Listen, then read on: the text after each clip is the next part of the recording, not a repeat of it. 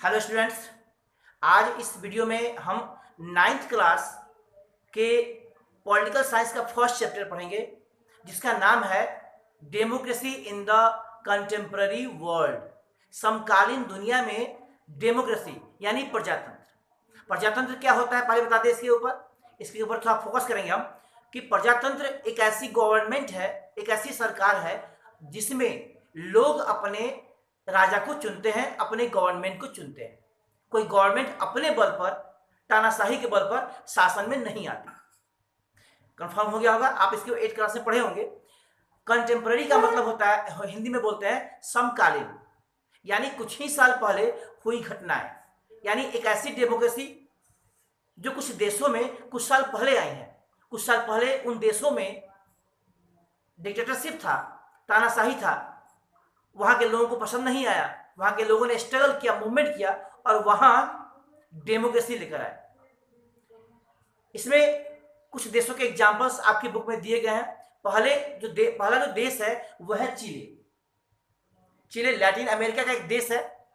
उसके बारे में बता दें आपको, चिली एक ऐसा देश है जहां 1970 में 1970 में चुनाव हुआ और उस चुनाव में सल्वाडोर अलेंडे, जिसका प्रोनाउंसिएशन है एंदे, आप उसको प्रोनाउंस करेंगे तो सल्वाडोर अलेंडे ने 1970 में चिली के प्रेसिडेंट बने। उन्होंने लोगों के सपोर्ट के माध्यम से, लोगों के ओपिनियन के माध्यम से वहां के प्रेसिडेंट बने। उसके बाद उन्होंने एक सोशलिस्ट पार्टी का भी निर्माण किया। चिली में उन्होंने सोशलिस्ट पार्टी का भी निर्माण किया, उसके वो फाउंडर थे। तो जब वो प्रेसिडेंट बने, उन्होंने बहुत से अच्छे से काम किए चिली में। उन्होंने गरीबों और वर्कर्स का हेल्प किया।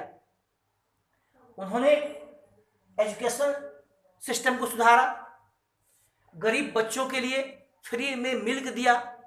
उन्होंने लैंड्स को, जमीनों को रिडिस्ट्रीब्यूशन करने की बात कही। जो लैंडलेस लोग थे, जिनके पास जमीनें नहीं थी, एंडे ने उन्हें फिर से जमीन दिलवाया, देश में स्वतंत्रता लाई और देश को डेमोक्रेटिक वैल्यूज के आधार पर, डेमोक्रेटिक प्रजातांत्रिक मूल्यों के आधार पर देश को चलाया। एक अच्छे व्यक्तित्व थे वो, एक अच्छे आदमी थे। उन्होंने बाहर से होने वाले अत्याचारों का भी विरोध किया। जैसे उनके देश से कॉपर की सप्लाई होती थी, जो बाहर के देश उनके देश से कॉपर ले जाते थे, उनका विरोध किया।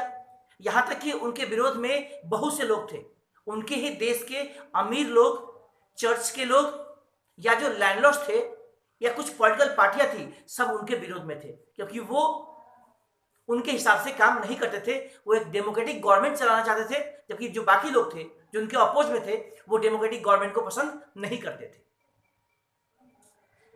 फिर क्या हुआ, उसके बाद जो टॉपिक है, टॉपिक के माध्यम से बता दें आपको। 1973 में मिलिट्री को भी 1973 यानी 1973 में एक मिलिट्री का शासन, कोप को हिंदी में तख्ता पलट कहते हैं, यानी गवर्नमेंट को अपने ताकत के बल पर हटा देना। यानी मिलिट्री वालों ने 1973 में अपने ताकत के बल पर एंदे के सरकार को हटा दिया। हुआ क्या, इसमें 11 सितंबर 1973 को सुबह में हमला हुआ।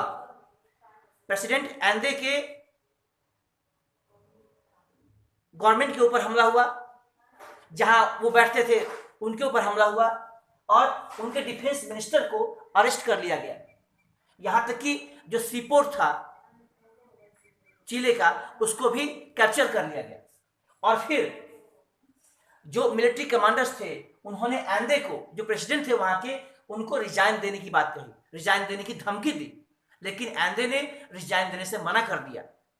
लेकिन उन्हें आगामी खतरे का एहसास हो गया था। उन्हें पता हो गया था कि वो अब ज्यादा दिन तक नहीं जी पाएंगे या सरकार नहीं चला पाएंगे। तो इस खतरे को एहसास करते हुए उन्होंने रेडियो पे स्पीच दिया और लोगों को संबोधित किया। आपके चैप्टर के फर्स्ट में ही कुछ उनके स्पीच है। उन्होंने अपने स्पीच में कहा है कि उनके बलिदान व्यर्थ नहीं जाएगा, उनका देश गलत तरीकों के द्वारा चलाया जाने वाला है, या गलत लोग उनके देश पर शासन करना चाहते हैं, इसलिए वो ज्यादा दिन तक नहीं जी पाएंगे। लेकिन उन्होंने ये भी कहा अपने स्पीच में कि ये ज़्यादा दिन तक नहीं चल पाएगा। एक ऐसा समय आएगा जब जो गलत तरीके से चलाने वाले शासक हैं वो मारे जाएंगे, वो हट जाएंगे और फिर से डेमोक्रेसी आएगी। उन्होंने अपनी स्पीच में ये बोला था। और स्पीच बोलने के कुछ समय बाद उन्होंने जब इल्जाम देने से मना कर दिया तो उनके ऊपर हमला हुआ, उनके प्रेसिडेंट हाउस पे हमला हुआ, बॉम्बिंग हुआ, बम से वार किया गया और उसमें वो मारे गए। उनके मरने के बाद से मिलिट्री वालों ने शासन संभाल लिया। मिलिट्री जो कॉप था उसको लीड करने वाला, उसके जो लीडर थे वो थे आर्मी जनरल अगस्टो पिनोसे। अगस्टो पिनोसे उसके आर्मी के जनरल थे जिन्होंने उस मिलिट्री शासन को लाने का प्रयास किया था। वो वहां के प्रेसिडेंट बने, वहां के प्रेसिडेंट फोर्सली बने, जबरदस्ती बने और लगभग 17 साल उन्होंने चिले पर शासन किया। 17 साल का शासन कम नहीं होता है। उन्होंने डेमोक्रेसी के आधार पर बनाए गए वैल्यूज को मिटा दिया और जो भी एंडे के सपोर्टर्स थे उनको वो मार देता था, उनको मरवा देता था, उनके साथ जाति करता था। और जितने भी कानून डेमोक्रेटिक वैल्यूज के आधार पर बनाए गए थे लोगों के हित में, वो सारे कानून को उस अगस्टो पिनोसे ने खत्म कर दिया। अब लोग परेशान हो गए। लोग पहले एंडे के सरकार में लोगों ने जिस राइट्स को प्रैक्टिस किया था, जिस राइट्स को का एंजॉय किया था, वो सारे राइट्स छीन गए थे। अगस्टो पिनोसे एक डिक्टेटर था, एक तानाशाह था और अपने तानाशाही, अपने बल के, अपने ताकत के बल पर वो शासन करना शुरू कर दिया था। वो शासन कर रहा था, समय बीतते गए। जो नेक्स्ट टॉपिक है वो है रेस्टोरेशन ऑफ डेमोक्रेसी। डेमोक्रेसी को कैसे लाया गया चिले में। आपने अब तक पढ़ा कैसे जनरल अगस्टो पिनोसे ने अपने ताकत के बल पर एंडे को मारा, वहां 17 साल शासन किया और शासन के दौरान जब लोगों से बर्दाश्त नहीं हुआ उसके शासन को तो लोग तो भड़क ही रहे थे। और इधर अगस्टो पिनोसे को एक विश्वास हो गया था कि लोग उसके गवर्नमेंट को पसंद करेंगे, चाहे वो डर से पसंद करे या प्यार से पसंद करे। उन्होंने एक 1988 में एक रेफरेंडम रखा, लोगों के मत को जानने का प्रयास किया और लोगों के मत पर अपने आप को शासन करने का निर्णय लिया। तो 1988 में उसने रेफरेंडम रखा और उसने ये सोचकर रेफरेंडम रखा कि लोग उसमें हामी भरेंगे, लोगों का जो आंसर होगा वो यस होगा। लेकिन जैसे ही रेफरेंडम हुआ, चुनाव हुआ, लोगों ने अपना मत नो के रूप में दिया, उसे नहीं चुना, उसे पसंद नहीं किया, क्योंकि लोग एंडे के सरकार में अपने डेमोक्रेटिक राइट्स को प्रैक्टिस कर चुके थे, उसको एंजॉय कर चुके थे और वो किसी भी कीमत पर पिनोसे के सरकार को स्वीकार नहीं कर सकते थे। अतः धीरे धीरे पिनोसे का सरकार खत्म हो गया, उसकी जो मिलिट्री पावर थी धीरे धीरे खत्म हो गई और फिर से वहां डेमोक्रेसी आ गई। चिले में डेमोक्रेटिक सरकार बनी और फिर हुआ ये कि चिले में जो चिलियन एयरफोर्स के कमांडर इन चीफ थे जनरल अल्बर्टो वेसेलर, जो चिलियन एयरफोर्स के आदमी थे, उनको भी मार दिया गया था। उनको मारने के बाद से उनकी बेटी और उनकी पत्नी को अरेस्ट कर लिया गया। बाद में उन्हीं की बेटी, जिसका नाम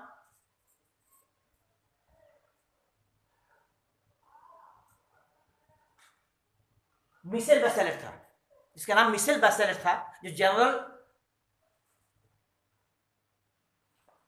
जनरल अल्बर्टो बैसेलेट की बेटी थी, वो वहां की प्रेसिडेंट बनी 2006 में चिले के प्रेसिडेंट बनी। वो एक रिच मैन को हराई वहां पर, हराने के बाद से वहां पर प्रेसिडेंट बनी। वो लैटिन अमेरिका की फर्स्ट डिफेंस मिनिस्टर भी रही हैं। इस तरह से हमने देखा कि कैसे लोगों को डेमोक्रेसी पसंद है, नॉन डेमोक्रेसी नहीं पसंद है, और कभी ना कभी उस देश में, किसी ना किसी देश में डेमोक्रेसी आती है। जो दूसरा एग्जाम्पल है वो है डेमोक्रेसी इन पोलैंड के बारे में। पोलैंड का एग्जाम्पल है, पोलैंड में भी कुछ ऐसा ही हुआ। 1980 में पोलैंड में शासन करने वाली जो पार्टी थी उसका नाम था पोलिश यूनाइटेड वर्कर्स पार्टी, जो एक कम्युनिस्ट पार्टी थी। कम्युनिस्ट पार्टी का एक पार्ट था। यानी ये जो पार्टी कम्युनिस्ट पार्टी थी, और कम्युनिस्ट पार्टी जहां भी शासन कर रही थी, जो उस समय के उस समय जो ईस्ट यूरोपियन कंट्रीज थे, लगभग देशों में कम्युनिस्ट पार्टी की सरकार थी। उनको सपोर्ट करने वाले यूएसएसआर, रसिया, वो शासन उनको सपोर्ट करती थी। उनके सपोर्ट से उन सारे देशों में कम्युनिस्ट पार्टी शासन कर रही थी, और जहां पर कम्युनिस्ट पार्टी का सरकार था वहां पर दूसरी पार्टियां चुनाव नहीं लड़ सकती थी। अब जब एग्जाम्पल हम पोलैंड का है, उसमें देखेंगे कि 1980 में जब ये party Polish United workers party शासन कर रही थी, उसमें दूसरी पार्टी को चुनाव लड़ने का अधिकार नहीं था। यहां तक कि दूसरी पार्टी को दूसरी पार्टी बनाने का भी अधिकार नहीं था। कोई ट्रेड यूनियन नहीं था, कोई यूनियन नहीं था, कोई समुदाय नहीं था, कोई किसी तरह का कोई पार्टी बनाने का अधिकार नहीं था, किसी को कुछ भी एसोसिएशन बनाने का अधिकार नहीं था, कोई संगठन बनाने का अधिकार नहीं था। नहीं चाहते हुए भी लोगों को कम्युनिस्ट पार्टी को वोट देना पड़ता था। यहां भी एक युद्ध शुरू हुआ, यहां भी मूवमेंट शुरू हुआ, जब लोगों को एहसास हुआ कि उनके साथ जाति हो रही है, उनके डेमोक्रेसी वैल्यूज को छीना जा रहा है। शुरुआत हुई 1980 में 14 अगस्त 1980 को, जब लेनिन शिपयार्ड जहां पर पानी वाले जहाज बनाए जाते हैं, लेनिन शिपयार्ड में गैस के शहर था, जहां पर लेनिन शिपयार्ड के वर्करों ने हड़ताल किया। हड़ताल किस लिए किया था? वहां के एक लेडीज क्रेन ऑपरेटर को बिना किसी गलती के उसको जॉब से निकाल दिया गया था। उसको वापस लाने के लिए इन वर्करों ने हड़ताल किया था। वहां कोई ट्रेड यूनियन नहीं था, और ट्रेड यूनियन नहीं होने की वजह से उस औरत को निकाल दिया गया था। फिर उसको वापस बुलाने की बात कही गई, और वापस के साथ साथ वहां पर ट्रेड यूनियन बनाने का भी निर्णय लिया गया, और गवर्नमेंट को फोर्स किया गया कि वो आदेश दे, वो उनके विचारों बातों को स्वीकार करे, उनके ओपिनियन को माने, और फिर से उन्हें ट्रेड यूनियन बनाने के लिए कहे। उसके बाद से जब ये हड़ताल शुरू हुआ, तो हड़ताल में एक व्यक्ति थे जिनका नाम था लेक वैलेसा, जो 1976 में उनको उनके जॉब से डिसमिस कर दिया गया था। कारण क्या था? उन्होंने अपने हायर वेज का डिमांड किया था, अपने दिन की मजदूरी बढ़ाने की बात कही थी, इसलिए 1776 में उन्हें देश से बाहर निकाल दिया गया था। और उसका नतीजा ये निकला कि वो भी हड़ताल में शामिल हो गए, और शामिल होने के बाद उन्होंने भी डिमांड करना शुरू किया। लगातार डिमांड होने के साथ साथ, लगातार जब डिमांड हुआ, जब लोगों ने गवर्नमेंट को प्रेशराइज किया, तो गवर्नमेंट अब हारने लगी। जब गवर्नमेंट हारने लगी तो फिर वहां एक नया ट्रेड यूनियन बनाया गया, और उस ट्रेड यूनियन का नाम था सॉलिडेरिटी। लेकिन सॉलिडेरिटी जो ट्रेड यूनियन था वो ज्यादा दिन तक नहीं टिक पाया, क्योंकि वहां एक और नया शासक आ जाता है वहां पर, जिसका नाम था जनरल जरूजेल्स्की। एक नए लीडर थे जिन्होंने वहां पर आके सरकार बनाई, और जिनकी सरकार भी बहुत रूड था, बहुत अच्छा नहीं था, जिन्होंने वहां पर मार्शल लॉ लगा दिया दिसंबर 1981 में, और जितने भी अधिकार दिए गए थे लोगों को, उस सारे अधिकारों को उसने छीन लिया।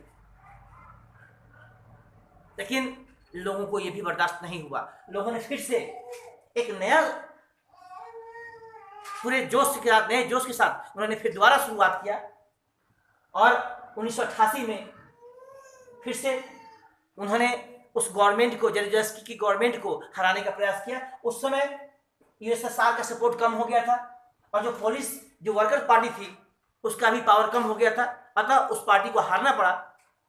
और जब ये हार गए तो 1988 में 100 सीट के साथ चुनाव हुआ। 100 सीट में 99 सीट पाकर लेक वैलेसा वहां के प्रेसिडेंट बने। आपको समझ में आ गया होगा कि कैसे पोलैंड में भी लोगों ने डेमोक्रेसी को पसंद किया, नॉन डेमोक्रेसी को नहीं पसंद किया, और फिर वहां पर 100 सीटों में चुनाव हुआ, 99 सीट्स उसको मिले। 1990 में फर्स्ट इलेक्शन हुआ वहां पर, और जिसका जो लेक वैलेसा थे वो वहां के प्रेसिडेंट बने। दूसरा जो टॉपिक है वो है चेंजिंग मैप्स ऑफ डेमोक्रेसी।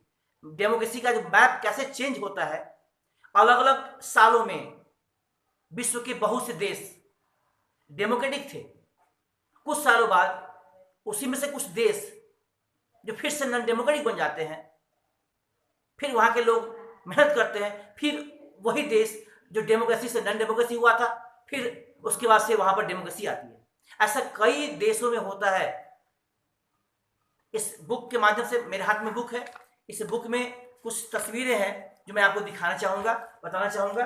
जैसे ये देख रहे होंगे आप, ये 1950 का मैप है।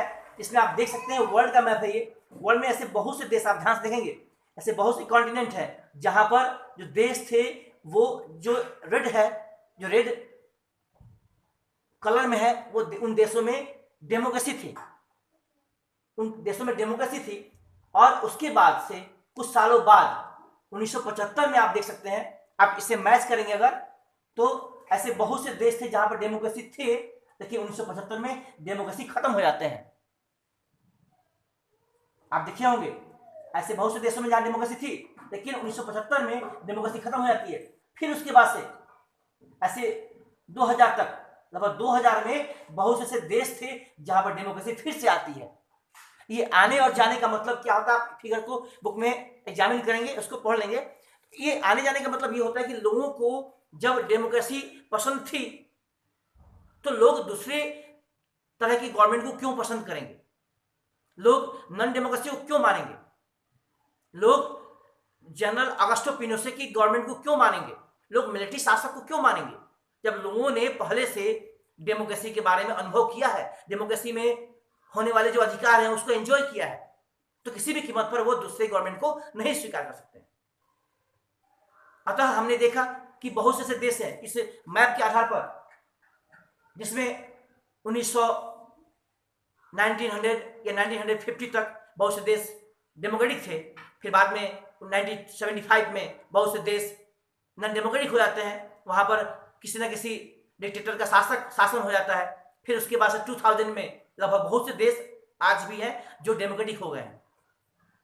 इस तरह से हम इस वीडियो में इस टॉपिक तक हमने पढ़ा है चेंजिंग मैप ऑफ डेमोक्रेसी।